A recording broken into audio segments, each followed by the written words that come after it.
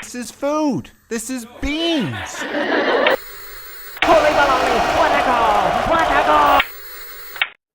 God. Incredible. Anyway, okay. Yeah. Daredevil Born Again. What are your high level thoughts? I thought it was good. I thought it was pretty good. I liked it. I thought Cool. it's cool to kind of see this, you know, the old version of Daredevil from Netflix kind of back. Yeah. It feels like a sequel that's taking place quite a few years later from, you know, kind of the original show, right. Many references to it. And I think this is a great kind of continuation of what happened before.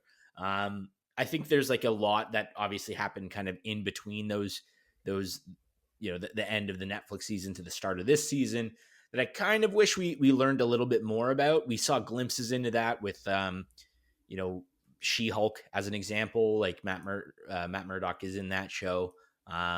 Yes. He's, it's an older movie. Can I spoil? Like just a cameo in a movie? He's oh, I see what you mean. Yeah. Oh, yeah. You can. He's in like a cameo appearance in Spider-Man No Way Home. Yeah. We're not talking about plot points. Spider-Man. It's a cameo at this point. How many years ago was that? Yeah, 2023. Actually, that's not that long ago. Yeah. But, if you wanted to watch, no, it was 20. Was it pre-COVID? 2023. Yeah, it was 2023. No, was it 2022? Dude, no, that was pre-COVID. No Way Home? No, Spider-Man. Yeah, Spider-Man was the return to the theaters. Post-COVID, remember? You're right, because Far From Home came out after Endgame. Yeah, like Spider-Man No Way Home was like the first big movie that people were like, oh, theaters aren't dead. Oh, good to know. Oh, you're right. It's kind of like this, like, but yeah, he's in it briefly, yeah. Which is cool. So they kind of threw him in there. They threw him in She-Hulk, which is great. Yeah, I think at this point it would be a spoiler to say he's in She-Hulk if it's a spoiler to say he's in No Way Home. You know? Yeah, I guess. Yes, I feel really. like I wouldn't. That was in I still trailer, wouldn't spoil necessarily like the what he was doing, cameos in Deadpool and Wolverine, because there's so many cameos of that, and it's still recent, including Matt Murdock. Yeah. No, I'm sure he's not in it. He's not in it. No, or is he? I'll never tell. No. We just covered our bases. Okay. Yeah. So, but yeah. Anyway, yeah. It's cool. It's nice to see him back. It's cool that, you know what's interesting? Disney just didn't make the mistake. They didn't make the mistake of recasting it and trying to do a show and then failing and then going back and saying, actually, Netflix did it right. We're going to do it again. You know what I'm saying? Like, they did a great job with actually pulling in the actors from Netflix. They went back to it and they brought back the same plot points and did all that stuff in some way. They didn't just like ditch it. They did a great job with that aspect and made it rated M. They didn't try to dumb it down. They made the right choices, and it's Disney. So they could have easily been like, no, we're going to make it E for everyone, or whatever the rating is.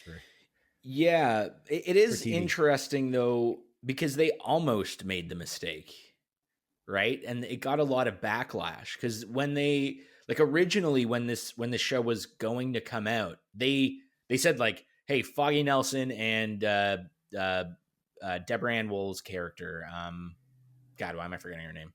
Karen, like, they're dead. Like, we're going into the show, they're already dead. It's gonna be grounded. They recasted Vanessa, like that actress. They originally had her as a different actress. Yeah. Oh man. And then, so like, they were making a lot of mistakes, and a lot of this news was coming out. And I think people put up enough of a fuss for them to kind of go back to the drawing board and rework it. And I guess reduce it from 18 to 9 episodes. And do you think it was a fuss that was the fans, though? I don't think so. Who is really paying attention to it that much? I imagine that it's internally, there was a fuss. There was probably two parts of Disney. There's also the people from the Netflix series that might have just pushed back and made it happen. You know what I mean? Like, I don't know if the fans could have had that much leverage, because we didn't see anything yet. There's not like there was even a trailer. We didn't even know what was happening. And then you're right, though, but they still learned, and they didn't launch anything that was bad before. That's a testament to them. They did actually did a good job, where a lot of big companies, including Disney, make mistakes that are like are really stupid, and they're obviously easily avoidable. And they just make these mistakes because they don't pay any attention to what people actually want. Like they never hired Nathan Fillion to do Uncharted until it was way too late, and they never did it, He was too old at that point. It's like, why didn't you just do it this way? It's just because you're stubborn. You want Mark Wahlberg to play the role that makes no sense. So I don't know. It's just silly stuff, but yeah, it's pretty neat. Anything else you want to add before I? I think the introduction of a lot of the new characters for this show, I liked a lot of the new cast. I mentioned earlier on when we talked about it, like the introduction of a character named Heather and how there's like a romantic relationship between her and Matt Murdock that they kind of like force on that I felt was incredibly rushed. And I stand by that statement, but I also said that Heather's actually a good character. I think by the end of the show, I'm actually full 180 on that. I think she's a bad character. I think the decisions they made with her character were really dumb.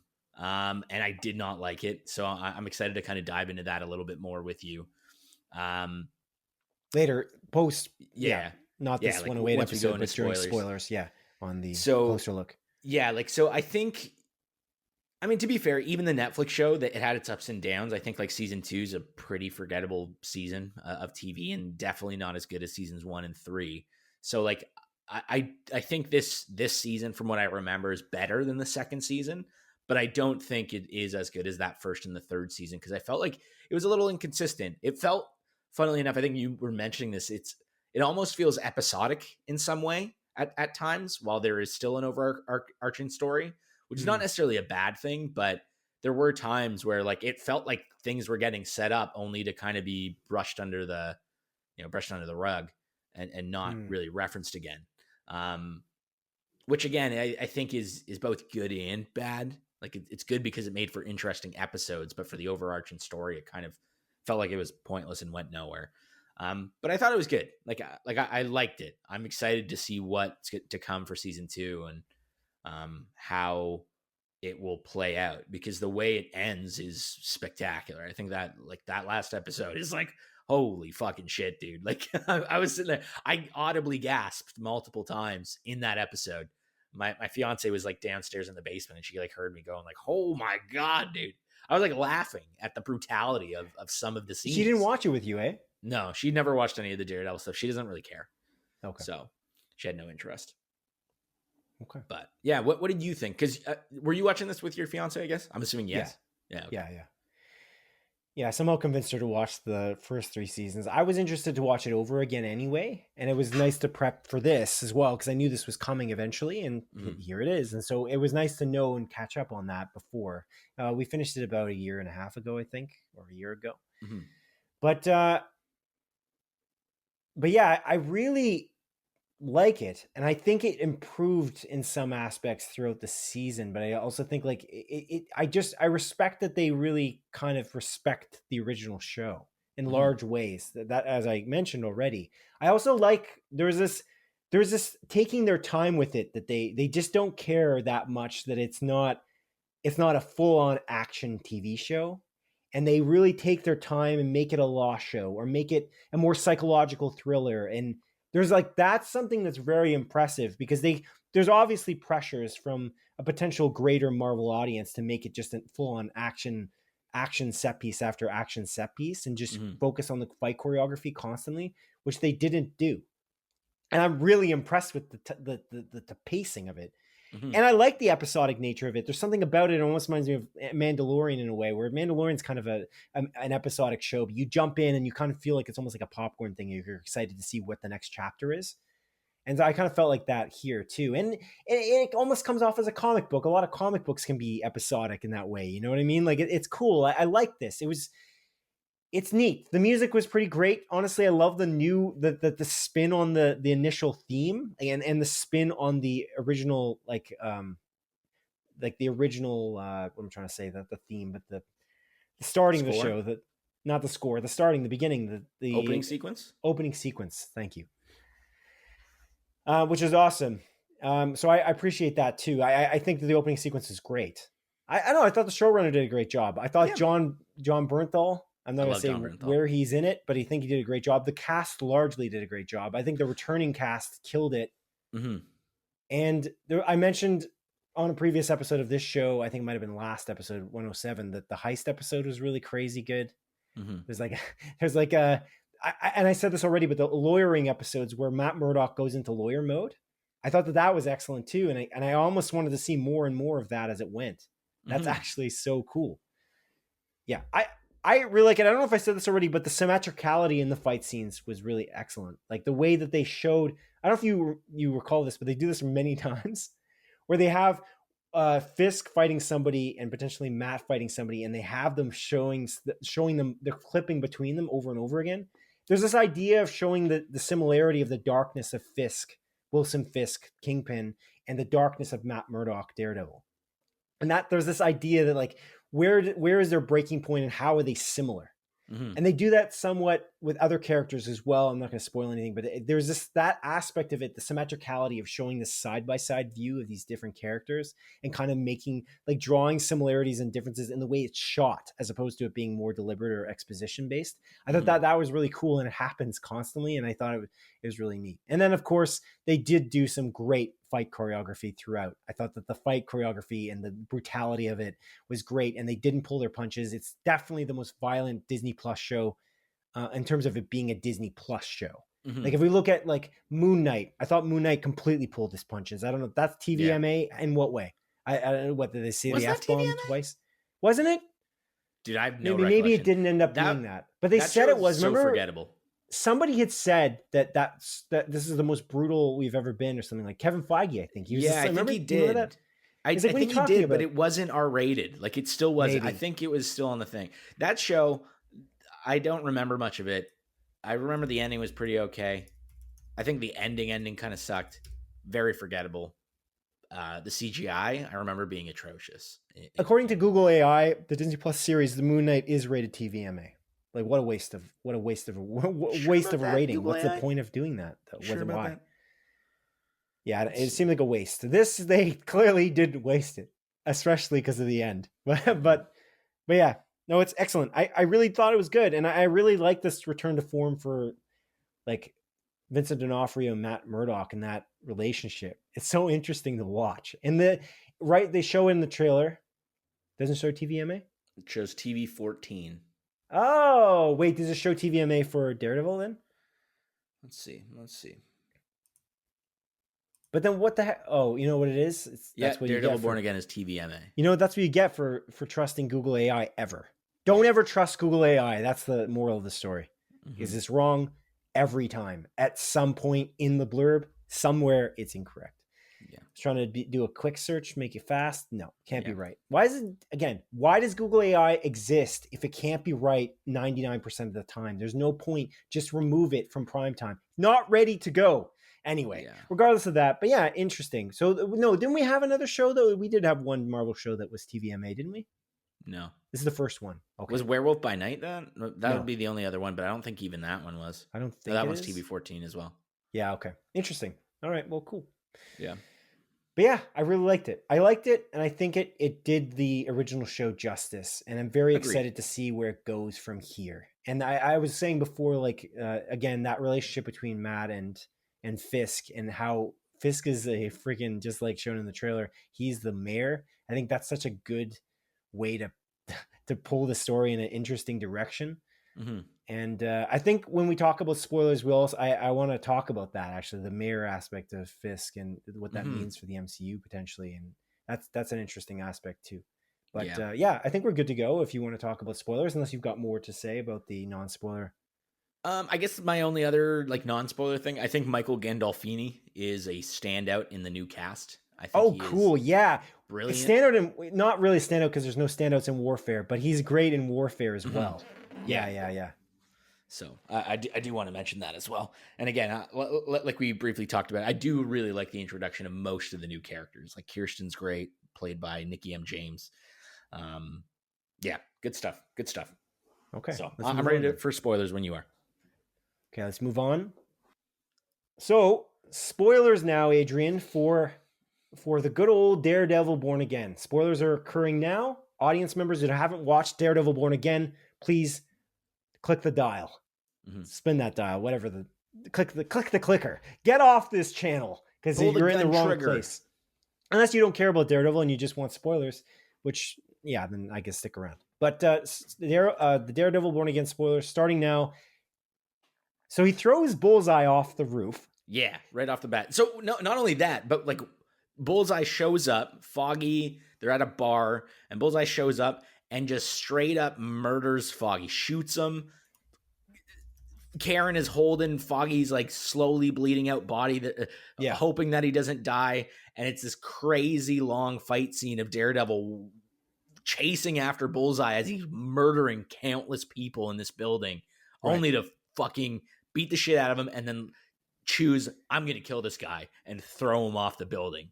And his body lands directly in front of Foggy and Karen as Karen is holding her dead friend and covered in his blood.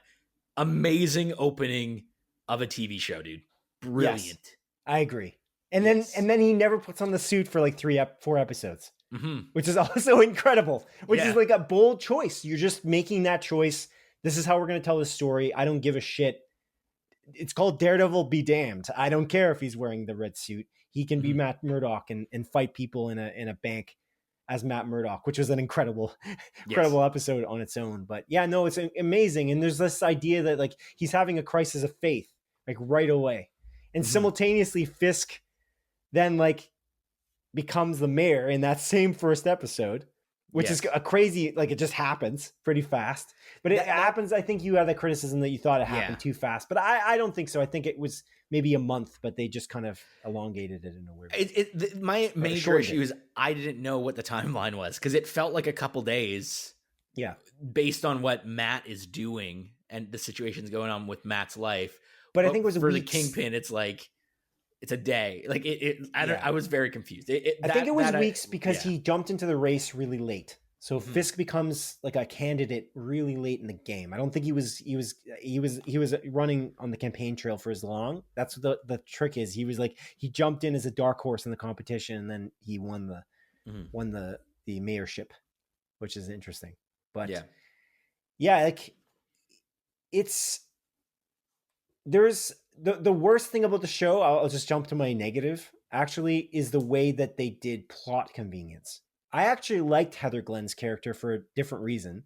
I think that her character is stupid for the plot convenience, actually. Yeah. Because there's this aspect that she's the psychologist for both Wilson Fisk, Muse, and she's dating Matt Murdock simultaneously, which is the cornerstones of his life at that moment. I thought that was pretty unrealistic. And that is what I would call small universe syndrome. Like it has this issue where that's why episode 7 is probably my least favorite episode, because it kind of doesn't make a lot of sense. Like, how did this happen? It's unrealistic in a large way. And that's my least favorite part of the show, actually. The reason I like Heather Glenn, Dr. Glenn, as a character is because the fact that she is not seen by the audience is because, for me anyway, on a thematic perspective, as the audience, we know Matt Murdock better than she does. And that's evidenced in the show. And that's an interesting poetic aspect of it. We barely see their relationship because their relationship isn't good. It's not communicative. It's fake. There's no point in showing the audience fake things. So they just don't do it. They just show us the real elements of real relationships that Matt has. We as the audience know more than Heather and will always know more. And she's not really consequential in that way. And the way they end it, where they have Fisk give her a job, I thought was quite interesting because we don't really know her. We never really knew her. And she's got this, like, we think we know her because Matt is dating her, but in reality, she's not only because Matt is dating her, it's because she's very good friends with Kirsten. Kirsten's the one that sets them up, and she's setting it like Kirsten has a very good moral compass. And again, I almost wish Kirsten had more screen time because I really love her introduction as a character, but she has a very good moral compass. She is a good person. She knows Matt Murdock is a good person. Assumingly, she knows Heather well and thinks that she's a good person and is like, oh, I'm going to match these two good people up. So for me, the perspective of Heather just being okay with quite literally like a tyrant. That's not unrealistic. Look at the United States. I'm just going to say that just basically like it's half the population of the United States voted for a guy that's a convicted felon. I'm just going to leave it there. I'm not going to say that's not political. It's what happened. It literally happened. And so they're not the same. Obviously, Wilson Fisk is is a murderer, but there's this aspect of it where like she doesn't believe what Matt believes about him. There's this in Wilson Fisk's propaganda tour, he's trying to train the audience and the people of New York City that he is not the bad guy that he's been painted as. Yeah. And that's the whole thing. And that's how he gets in. People doubt it because he says that it's not true. He says it's fake news. And that's the part of it. And I think we don't know Heather. And I think that Kirsten's relationship with Heather and what she knows about it is irrelevant because Kirsten doesn't know Matt.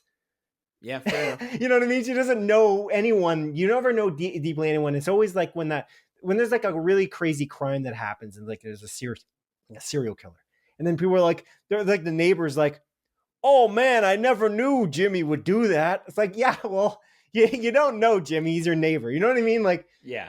It's like, I thought I knew him. It's like you didn't, or like best friends come out and say like they don't know the person who turned out to be Dexter in the show Dexter. You know what I mean? Like that's kind of the thing. I don't know if that's a spoiler for Dexter because I haven't seen it. So not one, I guess. But that's kind of the point. I think that that's the trick. I just like the poetic nature of the fact that we don't see the relationship and the relationship sucks. I just thought that initially I agreed with you. I'm like, wow, we're not really seeing this build itself. This development for the relationship never happens. It's like, because it never happened. And it's not important because she's supposed to be like this psychologist, but she doesn't even see inside Matt Murdock's mind or understand who he was. They have a fight at one point in the kitchen. And they're like fighting about going to that party. And she just doesn't see his point of view at all. It's like, man, their relationship is so superficial. Like, it's just not real. Like, they've never had a real heart to heart. And Matt's really closed off around this woman. And I thought that that's kind of intriguing. And I think that her working for him is kind of really cool because on a plot perspective, we don't know Heather. Also, she's got a bad sense of people. She's the psychologist for Muse and she doesn't understand. Like, that's just her as a character it's not that she's a character is badly written. It's her as a character. I don't like her. That's an okay thing. I like not liking her though, because it works. But I feel like you can make the argument that she's not like, she's a psychologist. She's supposed to be intelligent, at least emotionally, and like understand people, who they are. And she's just like, oh, what? Like, that's good though. It's interesting to see someone flawed at their job. It's okay. Yeah. We didn't see her do really anything that spectacular. She wrote a book. Anyone could write a book and publish it. You know what I mean? Yeah, fair. Touche. Yeah. I don't know. Like and then she just doesn't understand vigilantism. She gets saved by Daredevil and she's just like, oh, I saved me. Like, no, you didn't. Yeah. You would have been dead. Die, dude. Like, yeah, it's stupid. Like, I just feel like I don't know. I didn't like her character. And I believe it's because like, she's poorly written in a lot of aspects. And okay. Yeah, that's fair. So yeah, like I do see your perspective though. That's fair. I do like your point about like the poetry in it, where it's like we don't see the relationship because it's a bad relationship, and whenever we do see the relationship, it does suck. And I love the aspect of it, like, again, it is very superficial. And when in the finale where Matt is like waking up after being shot or whatever, the first thing he says is like Karen instead of Heather. Yeah. Because he still loves Karen. Right. And we see, like, when Karen shows back up, you see that immediate connection. It's not superficial. Karen knows Matt deep down. I feel like it may even be just a friendship thing, though. I kind of get the impression that they won't be an item. I think it will be actually Punisher. Yeah. I think it will be Frank Castle. And there's like the fact that she kisses him on the forehead, too. I thought that like at one of the last scenes of the show, like at the finale, I was like, yeah, I don't think that they are romantically going to be linked. And I think that even Matt understands that. Yeah. He gets that, which is cool. I think he says that because he knows that, to your point, that Karen cares about him actually. Yeah. And that Heather has Heather clearly doesn't care. She's sitting in the freaking hospital and she's crying about the fact that Matt thinks that Wilson Fisk is a bad guy, even though the guy went to jail. It's kind of an interesting thing because it's just like, there's this cognitive dissonance for some reason that people think that Fisk could possibly be a good guy. It's so absurd. It's crazy because it's even referenced in the show. Like, I forget which character says it's like didn't that guy like smash someone's head in with a car door? Like, is a literal line in the show. Like, that might have been the BB report, by the way, which the BB report I thought was really cool. We should have talked about that in the non-spoiler part. Yeah. I think because that's more relevant. And I feel like it's not really a spoiler, but that BB report aspect of the show that they keep breaking it up and the way it's shot is really cool. And the fact that BB is literally the daughter of what's his name now? I love that character in season 1 though. Excellent. Just like one of my favorite, actually maybe my second favorite character in that season, of season 1 of the what's his name? You know his name? You know what I'm talking about? No. You don't know who I'm talking about at all though? No, I can't think of it. You're giving me a revelation right now. Oh, okay. So like I don't know if I'll find it quickly. He's in almost every episode. He's working with Karen Page the entire time. Ben Urich. It's like the journalist who literally is going after Wilson Fisk, and Ben Urich ends up going and meeting his mother in the old age home. And then he's so pissed off, he goes and kills him. I'm like, oh man, I didn't see this guy dying because he's such an awesome character. He's such a great character. He's excellent. And that's the daughter of Ben Urich. That's which is so cool. And the connection is awesome. And the fact that she's kind of being buddy with Michael Gandolfini's character. And then simultaneously, she's kind of just cozying up to him so that she can try to take Fisk down. Mm-hmm. They don't go enough with that though, because near the end of the season, we don't see what she's up to, which I feel like that could have been a better way to end as well, just to have her, because she's kind of the army against Fisk as well, theoretically. Or maybe not. Maybe they're trying to make that specifically. They do that little bit of setup where she talks to the commissioner and like kind of like, hey, like, you know, I'm trying to figure stuff out. Right. So like there is that like hint, like she's still doing something, but she has no play in the last episode actually at all. I know, which is kind of disappointing. Yeah. Bit. I do love the relationship between her character and Daniel Blake, played by Michael Gandolfini, and like how they're both essentially trying to play each other until like, you know, she gets the up on Michael Gandolfini. Like earlier on in the season, Kingpin is like yelling at everyone, being like, I'm going to find out who the leak is. And I love that part of his character where he just is like, it was me. Like, I made this mistake. I made this blunder. I'm going to do anything I can to never make a mistake like this again. Like his performance is so good. And like, as Daniel Blake is obviously a shitty person, but I like his character a lot, actually. Like, I think he's like entertaining to watch. Yeah. Just like Wilson Fisk, very entertaining to watch. Mm-hmm. Vincent D'Onofrio, I think, does an amazing job. He's obviously he's such a dickhead. Yeah. I hate him. He's a murderer. He's such a he's bad like a brutal character. Murderer.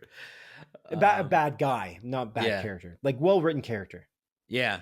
And also like kind of the one of the surrounding guys, he doesn't get too much play, but Buck, who's like around them. Awesome. That he was going to be dead though. That he was going to die. He did not though, which I'm excited about because he's just kind of there in the background. He says a couple lines here and there, and I'm like, oh, this guy's cool. There's something cool about this guy. So there's like it drew on the elements of what happens in season 1, where there's like this boss fight element, or like the people surrounding Fisk are important characters. Mm-hmm. There's that gentleman in the first season of Daredevil season 1. I can't remember his name, but Karen kills him. And he was an interesting character, and I'm drawing that parallel to Buck. That's kind of a similar idea. It's like the second in command. Like Fisk really loves Buck. Buck is going to die eventually, and when he dies, Fisk is going to lose his lid. His top is going to get knocked off. A quick aside here, it just kind of reminded me of this. I do want to talk about in that first episode as well, when Fisk is talking to Matt and like says like, hey, I had nothing to do with Foggy's death. I loved that scene. And then later on the revelation that it wasn't him. Actually, Vanessa was the one that commissioned Bullseye to kill him. By the way, Bullseye survives. When he gets thrown off the building, he doesn't die. Which is so cool. Yeah. Wilson Bethel's really great in this role. Mm-hmm. I don't see this guy in anything. He's doing a great job. Episode, actually. Oh yeah, one episode of the OC. Yeah, he's hit it big now. Yeah. But no, it's great. He's great, man. He's very, very compelling, and the idea that he can't really miss, really, and the fact that Matt actually takes a bullet for Fisk, which is a crazy moment. He's just such a selfless human being. Like it's that's my kind of confusion though. And they talk about it because like Frank Castle's talking to him like why'd you take a bullet for him? And then he literally says like I'm trying to figure that out myself. He can't help himself. Yeah, that's the idea. Yeah, it's like he's a good-hearted person. He doesn't want even the worst person around to not die. But it's also like a frustrating character flaw to watch. Like Batman. It's the same idea as Batman, right? Batman will never kill the Joker, but alas, if you killed the Joker, how many people you would save? It's unbelievable. Yeah. Is it a character flaw? I don't know. There's got to be a line you can't cross. So I feel like it does matter. You have to take him down the legitimate way in some way. I mean, it's not legitimate. You're still a vigilante, but yeah. And I really love that aspect. It's like, you know, Wilson Fisk is like, cool, like Matt Murdock saved me. Perfect time to actually kill this guy. It's like, he's not grateful. Right. He's like, okay, wonderful. This is a perfect setup. I can actually kill Matt Murdock and Daredevil in one quick motion. He can't even protect himself. Right. And then again, he sends Buck into that hospital to do that. Yeah, so good. The also just like the fight scene in Matt's apartment with him and Frank Castle, all the cops coming through, and you're watching these two guys, you know, Matt as Daredevil trying not to hurt, like kill anyone really, and Frank just being there murdering cops, blowing their fucking heads off, point blank range, shooting people in the head. Yeah, it's so cool and badass. I love it. And again, I've said this before. I've told you this multiple times. I love Jon Bernthal as an actor. He is such an over actor, over the top, so intense. Not an over actor. Brings 100,000,000% to everything. He's getting to the line, and I love it. He gets to the line and then he doesn't go over it. That's my theory. He's not an over actor. He's killing it. He's like Hideo Kojima, how we were talking about, where Hideo Kojima goes over top, but it's somehow still good. That's Jon Bernthal to me. He's always like 100,000,000%. No, just always, and I love it in everything I see him in. Huge fan of Jon Bernthal. And he seems like a good guy. I agree with. I'm a huge fan of him because he straddles the line of the top. That's the best thing about him. He's doing a great job, and this is a great character because he is over the top. He's a character who's written over the top. In a way, like he's straddling the line as on the written page, so it makes sense there. But yeah, it's crazy. He gets captured too, which is nuts. But yeah, the idea of these guys though, that's such a, speaking of poetry, these guys with tattoos on their neck of Punisher, and they're going in and they're getting killed by their hero. Yeah. It's so magical. I love it so much. But then he gets captured and kind of takes away from it a little bit, but. I just thought that was like so crazy. He gets captured after killing like 15 cops. He's literally surrounded by like 30 police officers and kills almost half of them. And he's just going through it until he gets captured. And even when he's like tied down on a chair, the one cop's like, dude, people think you're a hero. They love you. They idolize you. Like, please, like, don't make us do this. And then he just like does this awesome monologue of like, you guys are fucking idiots for like idolizing me. You have no idea what I've been through, the way I think. Like, you're fucking nothing. I would kill all of you. I wouldn't even I think the line is like, I wouldn't even piss on you if you were on fire. Like, yeah. And I'm like, oh my God, dude, he's so cool. He wants to die though. Like, clearly he's constantly, even in the show, his own show, he just constantly wanted to die. And that's that's a character flaw if you want to talk about one for sure. But it's like, it's interesting because they don't kill him. They capture him. They throw him in that weird dungeon with a bunch Tony of people, including Tony Dalton's character, the swordsman, right? His name is I think that's the character's name from Hawkeye. Which is, he's in Hawkeye, but he's like a long time Marvel character, which is super interesting. And I like that they didn't really have him as a vigilante in the Hawkeye show. Like he wasn't. Is Kate Bishop's sort of, I guess, adopted dad? I'm not sure how that relationship ended up being, but depending on how the Vera Farmiga mother-daughter relationship, or I guess mother and spouse relationship went. I'm not sure. I have no recollection of how that show ended. How it ended? Well, I remember how it ended. I didn't like directly connected to this. No, I remember Kingpin like the Fisk stuff, and I remember that stuff, but I don't remember anything with her character. Okay. And like Tony Dalton's, and it's interesting because Tony Dalton is like, I think the second or third name in the opening sequence. Guy's in it for like a total of 2 minutes, the entire show. Like doesn't it change up though? It's when he's in an episode, then his name is in the opening. Oh, was it? I noticed it. Maybe I just didn't pick up on it, but I noticed it in the last episode where it showed up. I'm like, and he's not even really in it. He's in it at the very end, and he doesn't. Yeah, they just give it away. They give it away before the show happens. I don't think he's in every credits scene, like every opening sequence. I think he's in it when he's in it. His name is there. But it's cool he's in it. It's cool and he's captured there. I like the idea that he just didn't capitulate to Wilson Fisk, because it makes it look like he did, but then he didn't, clearly, because he's thrown into a prison. Yeah, I love Tony Dalton. I gotta say, I really like him as an actor. Me too. Me too. I do as well. But we talked about how they bring the old characters and they bring in new, and that's really interesting. There's an aspect of the fact that they kind of took everything that the Netflix show was, though, and burnt it. They just burnt it all. Like Foggy gets killed in the first 20 minutes of the show, as an example. Yeah, brutally. And Karen leaves town, which is nuts. So they basically take everything that Netflix show was and they change it. It's same with Fisk as well. Fisk becomes the mayor. They completely changed up the formula for what the various components became. I didn't love that initially in some aspect, because I thought they were just kind of, it was a bit of a cop-out. Like they really wanted to get rid of these cast members, and they tried to do that, and even the plot points. But then I realized as the season went on that they were actually honoring it in large ways. Yeah. Like, there was aspects of like Karen coming back, which was huge, I think. And then also like the avocados at law, like going through the boxes and having these flashbacks without actually doing a flashback this time, and remembering the relationship he had with Foggy Nelson, and what a kind of a catalyst that was for him to become the hero that he is, but also to not be Daredevil as well in the beginning of the season. I thought that aspect and trying to find yourself throughout the season was the beautiful aspect of it. And it's cool to end it after this 9th episode, because of course, as we know, there were supposed to be 18 episodes, and they split it, which I think it worked. I think as a finale, it really worked quite well. It's quite neat to see that happen.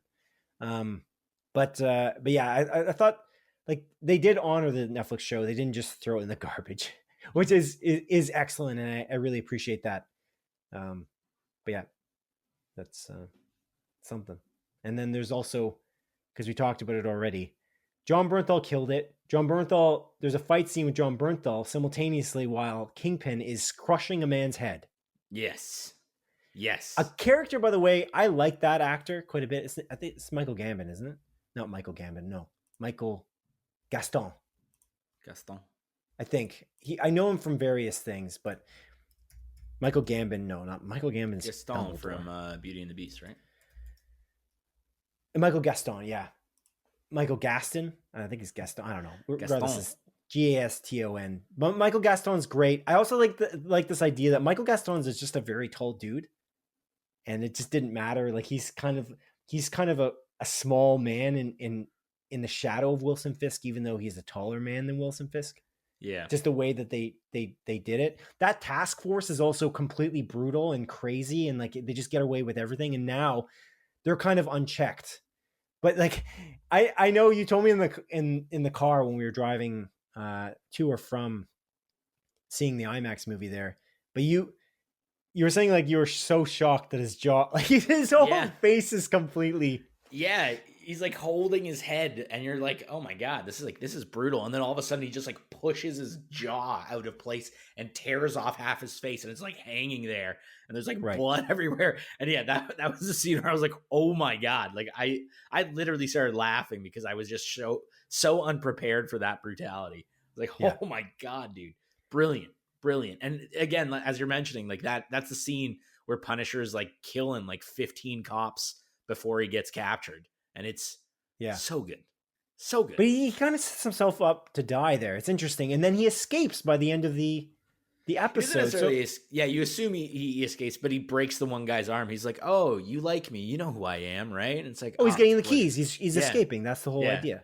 It's like, it's a pleasure to meet you. We don't. Yeah, no, I'm just saying, like, we don't actually see him escape. So. Yeah. Well, I guess that leads to the next question before we wrap this a closer look up. What do you think will happen as the season goes on? Like what will happen, not the season, but I guess the second part or the second season moves on. What do you think is going to happen? This season, second season, is scheduled for early next year. They said this spring, which airs before another sort of street level hero now at this point movie comes out, which is Spider-Man Brand New Day.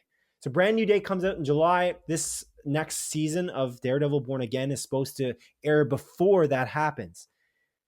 I guess he won't be mayor anymore because of what Vincent D'Onofrio said in an interview where he said that there's some kind of rights dispute that makes it so that he can't be Kingpin in a Spider-Man movie or a movie in general. And I find that disappointing. I would really hope that he would be the mayor. I really want Vincent D'Onofrio to face off against Tom Holland's Spider-Man. That's a secret desire of mine. It's not so secret because I'm saying it on a podcast, but I do want that to happen. So I'm hoping that does happen, but I imagine that they're like going to wrap up this arc in that for second season there, and maybe he won't be mayor anymore as his criminal activities come to light. But yeah, I imagine that Bernthal escapes. Yeah, like Bernthal's Frank Castle. But what do you think is going to happen? Do you have any thoughts? But before I give you my thought, do you think there's any potential of Spider-Man appearing in the second season? That would be incredible. I hope so. I don't know. Yeah, I hope it does. I was almost expecting him to show up at the end of this season while everything's kind of going to shit. Really? Yeah. Okay. So I don't think it will. Like, I don't know. I'm just going to set myself up for that.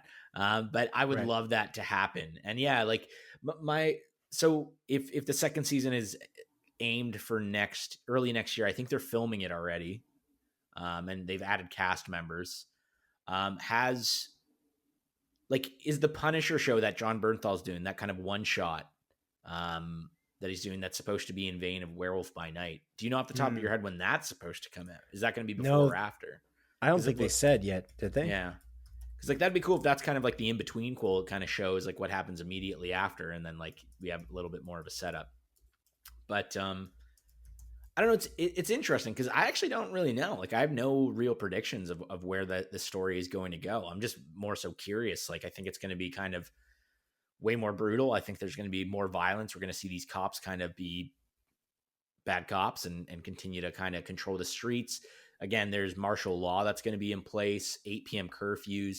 I think it's going to be a very different season, and we're going to see a lot of fear in citizens' eyes. And I think they're going to do a lot more intense, brutal action post 8 p.m. We're going to see some police brutality, most definitely. But yeah, honestly, I don't know how it's going to all play out, apart from a climactic moment between Daredevil and Kingpin again. That's really all I got for you. I can't really imagine anything else. There's also, we talked about the law aspect in the non-spoiler portion of this, where we talked about how it was neat that they were doing like court cases, but like the Victor Ayala case, the White Tiger, I thought that was excellent. Yeah. I just, that whole arc was excellent. And like the lack of hope there was once he gets murdered. Yeah. He just gets killed by the dude from the task force. Oh yeah, and then like his niece is introduced. We didn't even talk about her, and like her essentially being kidnapped by Muse at some point, and then Daredevil saving her and everything like that. I thought they were really setting up that she was going to realize that Matt Murdock and Daredevil were the same person. Like I feel like they set that up in the future, and then they just didn't touch on it again, and she didn't show up until again the very end of the show, and it's just like a brief scene, her being on the streets, seeing cops be pieces of shit. When there's big events happening like that, though, she just doesn't fit in that. I agree. I agree. But like, she doesn't show up. Like that was episode 5, I feel like, where it happens, and then she's not in it from that point on. So maybe 6. I don't really remember the exact timeline, but I really appreciate Fisk and Vanessa's marriage rockiness, though, and the fact that they're in counseling as well. We didn't bring that up either. That is really quite a neat aspect of the whole situation. And the fact that Fisk has this guy in his dungeon, he's going into his darkness while beating him half to death, like every night, because it's his outlet for the violence that he's just never left his actual, he's pretending that he's this great, good guy, but he's really beating on Vanessa's lover in secret. That's a cool aspect. That's the first time where I really noticed the symmetricality with the fight scenes, where they show Fisk beating on a guy while Daredevil has finally gone out for the first time. He makes an exception, I guess, to go fight Muse. Maybe not to do it again, but he ends up going out again because he's got to save his girlfriend, his beau, who doesn't even appreciate it. Yeah, literally. But that was a really cool symmetricality. But also the idea of like a Fisk and Vanessa having a rocky relationship is really cool. I thought that was really neat. aspect of the story. Yeah, and I really love essentially him just telling Vanessa like, I can't live without you. Like if you don't want to be with me, then I don't want to live, and essentially gives her the gun to like make a decision, like either kill this guy or kill me. Like that's what I took from that situation. It's like, if you kill him, we can continue our relationship and I will be happy and I will be the best husband to you, or kill me because I don't want to live if you don't want to be with me. And I love that. And that's essentially how they solve their relationship problems. I really like Vanessa as a character because she's just as fucked up as Wilson Fisk is. Like they have a very codependent relationship. And yeah, I really love that aspect. And them just talking to Heather being like, we don't need therapy anymore. We're fine. It's funny. Like it is genuinely funny. Yeah. It's excellent. Yeah. Like, you talked about maybe Tom Holland showing up in Daredevil. That would be excellent. I hope it happens. I'll say like they are more willing to bring in the rest of the MCU, obviously, because Netflix didn't have a relationship in that way with Marvel at the time when they were making the Daredevil original show. Mm-hmm. And so like the fact that they had Yusuf Khan as an example, just as a throwaway character in the bank for that heist episode, which is excellent. Marvel's dad, just to clarify, just so people know. Right. Yeah. Kamala Khan's father. Mm-hmm. But there's something, that episode is incredible because he's fighting without the suit. I just love that aspect of Matt Murdock, like putting his life on the line in that way. But it was almost like he's a spy inside he's like, because there's an idea of underestimating the blind guy that they kept going back to repeatedly in this season, which I really appreciate as well. Because they didn't do that I don't think they even did that at all as much in any of the 3 seasons of the original Daredevil on Netflix. And I really appreciate that aspect. And the fact that they could take the time with it because they pace the shows in such a way that they're just not rushing almost anything, mm-hmm. except for the relationship between Matt and Heather Glenn. Yeah. But no, I like this a lot. I thought they did a great job. I'm very excited for season 2. I tried to look up to see John Bernthal's standalone, but I don't really see a date. It says will air in 2026 alongside the second season of Daredevil, but I don't know if it's going to be before or after. Yeah, we'll see. Yeah, I guess we'll see. But okay, it's exciting. Super, super, super cool. It's one of the better shows though on Disney Plus for the Marvel shows, I think, like as a whole. My rating for this is a 4 out of 5. Yeah, me too. I'm the same, 4 out of 5. Same thing, 4 out of 5. So that gives us 8 out of 10 for our 8 out of 10 potatoes. 8 out of 10 potatoes. I forget to say that part. But 8 out of 10 potatoes. And that's it. Thank you for joining us, audience. Thank you for joining me, Adrian. I'll see you on the next one. I'm Adrian. You said no. Me, Adrian? No, me, Adrian, dude. Me, Adrian. You, Simon.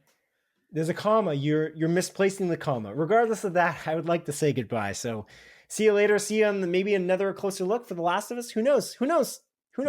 But regardless of that, thank you for watching. Goodbye. Take care. Goodbye.